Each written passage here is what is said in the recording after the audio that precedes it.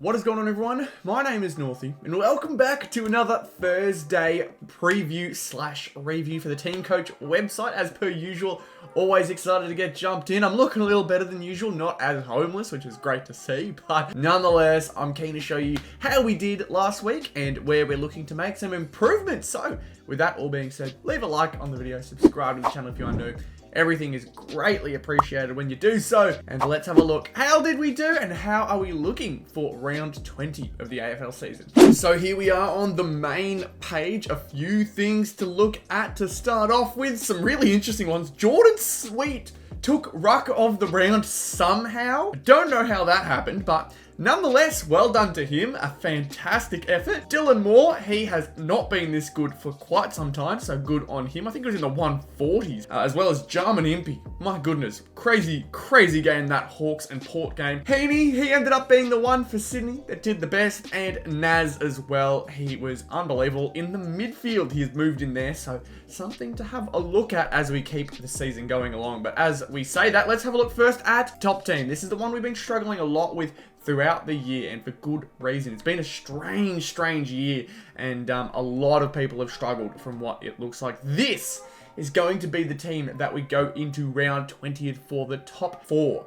So we had Ed Richards in here instead, Noah Anderson, of course we had Brodie Grundy, and we kept Brian Myers last time, and I'm keeping him in for good reason. Looks like they're trying to move him into the midfield as well, and as they're coming up against North Melbourne, a depleted North Melbourne, Brian could definitely get a hold of this game, and I'm very worried as a North fan as to how that's going to look. But Tim English, probably the one that is the biggest shock out of all of them. You could understand why I'd pick Dacos really any week, same goes for everybody. That goes with Naz too, as he is racking up crazy numbers for St Kilda at the moment too. Ridiculous from him. But Tim English, right? He is coming up against a side that is missing a ruck themselves in Essendon. Their usual ruck is Todd Goldstein or someone else who I can't even remember off the top of my head. But nonetheless, they are so injury riddled that I reckon Tim English could have himself a good time here. Obviously, he isn't as around the ground, I guess, as some other ruckmen, Brodie Grundy specifically. But Sydney plays GWS, and Kieran Briggs could definitely make it a bit more difficult within the midfield for Brodie. Obviously, that being said, Brodie gets around the ground better than anyone at the moment in the league. So he is a tough exit, but sometimes you got to take risks. And Tim English is that risk. But Dacos, he's in against Richmond. Hopefully he has himself a big one. Myers, yeah, I said North Melbourne. And for Naz, he's up against Melbourne. And at the moment, the only Melbourne player who's really posing a massive threat every week is Cozzy. Cozzy is the only one. So the midfields that you usually expect, at least from previous years, so the Olivers, the Petrarcas, those guys, not as dangerous as they used to be, at least it seems. They can obviously have fantastic games when necessary, but Naz has just been eating it up as of late. They clearly love him at St Kilda, so we'll see how that turns out in terms of points. Let's look at the team top 4 ladder. Yeah, you can say 368 when there's 4 players is not a great result. When people are getting 500, we nearly jumped into the 1000s again. That is a very poor result. Every single week, it feels like there could be anybody in this top 10. Unfortunately, it wasn't us this time around, but we're sitting at 7,389 for this season. It's going to have to take a massive effort to get ourselves in this top 4 lineup. Everyone needs 100, basically. Again, they're all capable of it. It's just about whether we hit it or not, and it's always frustrating. Top 18, let's have a look. This is what it is looking like. So a few changes here and there. Biggest one, a lot of Freo players. They're up against West Coast, a struggling West Coast. Don't know whether they have the players to put a tag on. So I've got both Brayshaw and Sarong in the midfield at the moment. Jackson keeps a spot in the back line. Oh, sorry, in the forward line. And then back line, we've got Jordan Clark. So he is getting a entry this week. I believe in the absence of Colby McKercher. I don't think he's actually out, but I'm saying more in the sense that I think Jordan will do better there. Obviously, don't imagine it's going to be in the West Coast backline as much, but the good thing about half backs in games expected to be blowouts is that they often can just read the play really well, much better than their opponent, and to the point where they are just getting themselves easy touches, easy marks here and there. And I'm hoping he has a big one. I really am. I've also got 2 different Saints players. So Naz, we explained before, but Jack Sinclair instead of Ed Richards. He has struggled a little bit as of late. And while the Dogs could really get a handle and get a chokehold on this Essendon team, I think Jack Sinclair, along with Naz, could really play a role. Both just getting 100 would be fantastic. That's kind of what I'm looking for from those guys. Everyone else has been getting hundreds, not really worried about them. Whitfield back to his usual, which is great. Max Holmes is another entry in the midfield. It was a toss-up between him and also Bailey Smith. But Max Holmes is averaging more, and Bailey Smith has actually been struggling a bit more as of late. Holmes has had some bad games, don't get me wrong, GWS for example, but he has also had a higher ceiling, meaning that he gets higher points on the good games. So we've got him in there. I've also got Dawson still in there because it's the showdown this week. I feel like if there's any time for him to pop up and play an insane game, it's going to be this one. We look at the forward. I mentioned Luke Jackson, but Isaac Rankin, he is still in there because he still gets himself around the ground. I've chucked in Dylan Moore, really because why not? Hey, I don't see a reason why not. Cozzy, he stays in there. Cameron and Myers, of course, in there too, as they would probably have a good time against North. My thinking is, right now, there is one player who's really, really getting away from me right now, and I'm trying to remember off the top of my head who it is. That's it. It's Jamie Elliott. Jamie Elliott is the one that I kind of want to put in because of the fact he's up against Richmond, but he's one of those ones that he has to kick goals in order for him to work, and I think everyone else here is a safer bet at getting that 100. Who knows? Maybe I eat my words and Elliott kicks 10. But unfortunately, I'll have to live with that, I guess, mistake. It sucks if it does happen, but this is what I'm going with. And we check the ladder for top 18. And this one, it remains a problem. 1,625. I just can't get hundreds across the board. For some reason, I've got to be missing it somewhere that everyone else is getting it. I wish I could look at these guys as teams, but obviously that's just not going to happen. I keep messing it up. It's just been the story of top team all year. Just the one top team prize card all year. Very, very frustrating. Very frustrating. And I'm hopeful that this ends up just completely fixing itself up one week, getting myself another prize card. It would just be good to have one amazing week. That's really all I would like. Just one week where I'm like, bloody hell, that is a fantastic result. But that is what top team is looking like for the week. Let's have a look now at star powers. This one, a few changes here and there. So no Dawson. And I also think I had Warner in here as well. But no, Tom Green is getting the explosive. Nick Dacos is getting the elite. Sticking with Grundy in the Titans spot. But Tom Green has had a fantastic season. Quietly a fantastic season as GWS look to try and make a push to the top 4 if possible. These two have really not changed all year, and I don't really see a reason to do so. I know that Rankin started off in here, but Myers has just really absolutely destroyed the game this season. It's been a great season for him, despite the odd bad game here and there. But yeah, Myers has been solid. Ashcroft is better more often than he isn't. You can see there another fantastic round from him at 112. He has had some 60s and 70s, but he seems to play better every time he plays a good team. And they're up against Gold Coast this week, so he knows how to stand up in a big moment. There's a reason he's a Norm Smith medalist. So Will Ashcroft, he stays in there. Yeah, the big question mark is these two this week, because Dacos, once he gets a tag, he often can not get those big numbers you'd hope from an elite, because that really is the problem. If your player gets tagged, there are going to be so many other players ready to take over that spot. And if you don't have him, you usually end up losing it. So hopefully that Dacos goes well. And then, yeah, Tom Green is a big one this week. I saw that he's averaging 101. He's up against what looks to be a pretty decent side at the moment in Sydney, but Tom Green has been having a great season so far. Again, very quietly, as I said before, so good on him.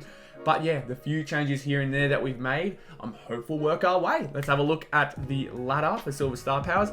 This is another one where I think I've won a prize card from it before, but it's top 10, and it's often very hard to do so. So just 4 points under 100 per player, but of course that is never good enough for a game mode like this. So you can see there, 602 was the minimum you needed. I needed 106 more points. It was just not going to happen with the picks I had in my kind of vision. So unfortunate, very, very unfortunate, that one. I think I had Noah Anderson in here, and then I think about it. So that's probably a good reason why I wasn't up there in terms of the prize card rankings.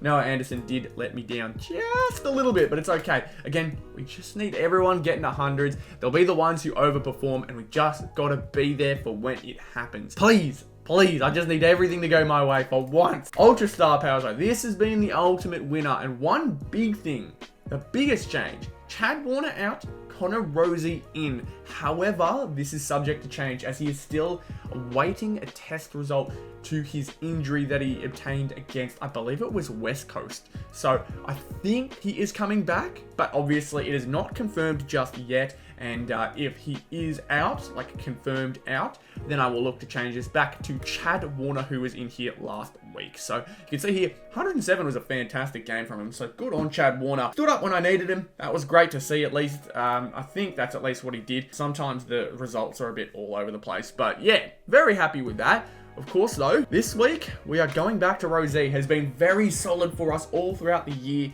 And it's just fingers crossed that happens again. You can see Dawson was the one that probably let us down last week. It was very frustrating.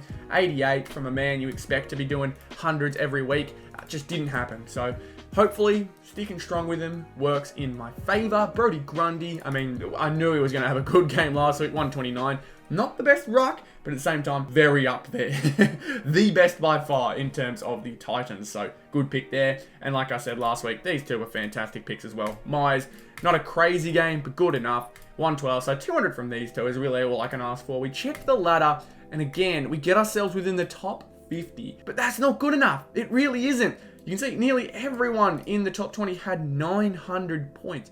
A massive game for all of these guys in here.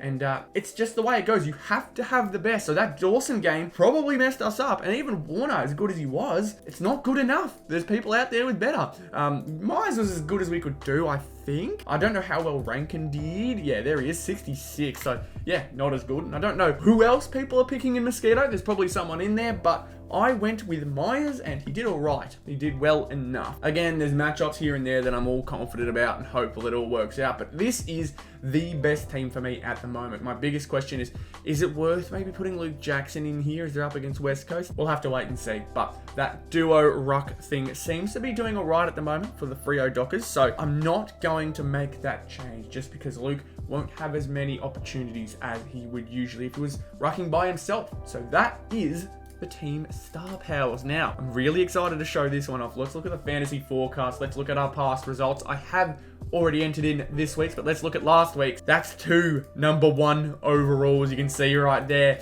and a margin of 4 for Paddy Cripps. That hurts that that one didn't hit as well. 3rd overall is a really, really tough result for 4 points off. Insane. Really, really crazy, that margin, but Bont, that was one of our winners. That is a fantastic one to win. Nick Vloston as well. We get a Richmond team set and a Dogs team set. So amazing outcome, that one. Having a look at some funny ones. Heaney was a margin of 64, but still came 7th. He was just that outrageous in this game. I was still 3 goals off, and I tipped him for 2, so pretty big game from the man. There's some in here that I want to improve, like Duggan. I'd love to see something get better for him because of the fact that it's West Coast. There's only 2 players, and Tim Kelly isn't even a guarantee at the moment for game time just based off his own performance. So it's going to be tough to get those players when we need to get them. But some bad ones here and there, like Cameron wasn't even bad. It's just a lot of people had him. So 62 is not great. Then we look around for some big margins. Bailey Dale at 77. I really underestimated how good he was going to play. I was hoping he had a bad one. He had a fantastic one. So that is obviously not what we were hoping. See here, Noah Anderson. I think he went out injured. That's my guess as to why I'm so far off for Anderson. But either that or he was just that bad. I don't know if that's the case, but 32 disposals off is definitely not what I was expecting. Oh, sorry, not disposals, fantasy points, that's what I mean. I was 6 disposals off. Jesus, 32 disposals would be insane. But yeah, no, a lot of margins off. Just a big loss somewhere. But I mean, I'm not really worrying about that.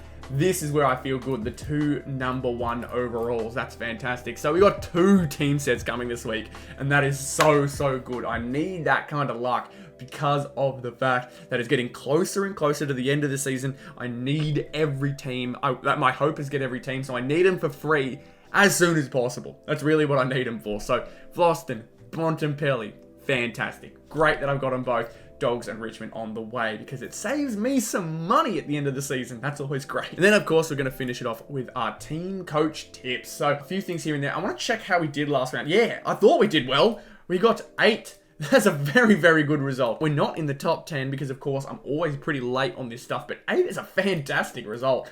I can't even remember the one I got wrong. I'm pretty sure I'll find out, but I'm pretty sure I got the 301 right, which is why I'm so far up compared to a lot of people. So one was wrong, and if I'd gotten it right, I'd be in the top 10.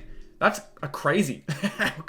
Yeah, you guys can probably figure it out, but yeah, I can't remember off the top of my head. And I wish it showed you who you tipped. I really do. I don't know why it doesn't, but that's just another rant for another day. Hawthorn versus Carlton. I think while this was only a 20-point margin last time, Hawthorn are still fighting while Carlton's season is basically over. So I think Hawthorn's going to take this one comfortably. Essendon versus Dogs is just... it's got disaster written all over it for the Bombers, unfortunately. Just statistically, gameplay-wise, it's just all the Dogs for them, so could be another percentage booster. GWS versus Sydney. Battle of the Bridge. You always got to love this one. I am going with the Giants. It has that NG, but that hasn't really meant anything in previous games. They're on a high, but so is Sydney, kind of. There's still things to worry about, like the fact they are still so star-driven, and the fact that they really didn't get the advantage that you'd think they would against North Melbourne with their ruck battle. So you'd think when Kieran Briggs manages to even it up, it could get worse in the middle for him, but that is also without mentioning that Brodie Grundy is on an absolute tear at the moment in his own right, so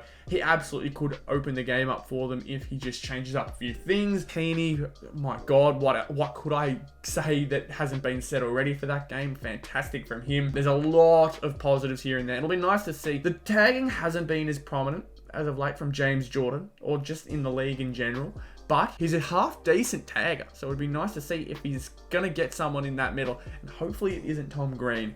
Suns versus Lions. It's at People First, but of course it's the Q Clash, so there's no real advantage to Gold Coast just about. I don't think Gold Coast... I would love to say they're going to take it. They beat Collingwood there too, but they've shown signs of weakness. Brisbane just feel like they haven't, and unless Gold Coast play their brand of football that is just run straight through the players, straight through their opponents, like they have done in their massive wins, I think this is Brisbane all the way. They've just been so professional and look so good this season so far. Freo versus West Coast, don't need to say much here. I think we know which way it's going. North versus Geelong, much the same. It is at Marvel, so maybe Geelong played down a little bit, but North, they just don't have the matchups. They could really get eaten alive here, so hopefully, much like last week, they stay competitive and look to try and make the most of the players who are on fire. Shout out Cooper Harvey. That man is a legend.